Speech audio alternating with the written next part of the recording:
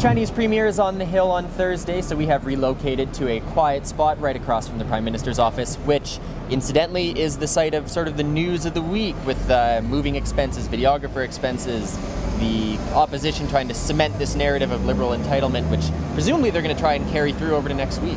I would expect so. It seems to be working for them so far in terms of really highlighting this narrative and this notion that Liberals, when they get into office, all they do is figure out ways to put taxpayer dollars into their own pockets. And that was, of course, helped by these order paper replies that came out earlier this week.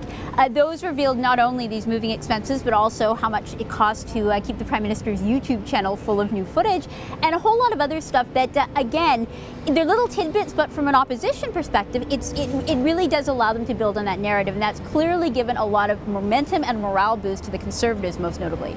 Not a bad way to start off a new session, I'd say. Exactly, particularly when you've got, from the Conservative perspective, and I was just realizing this week, because so many of their leadership contestants, they're not allowed to, when you become a leadership contestant, you're no longer, a critic, you have to give up your portfolio, you're pushed to the back.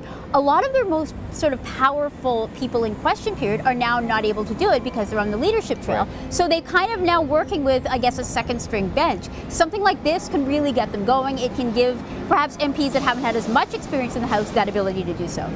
All of that's going to be super interesting over the next couple of weeks. Follow along at ottawacitizen.com. This has been This Week in Politics on the Hill.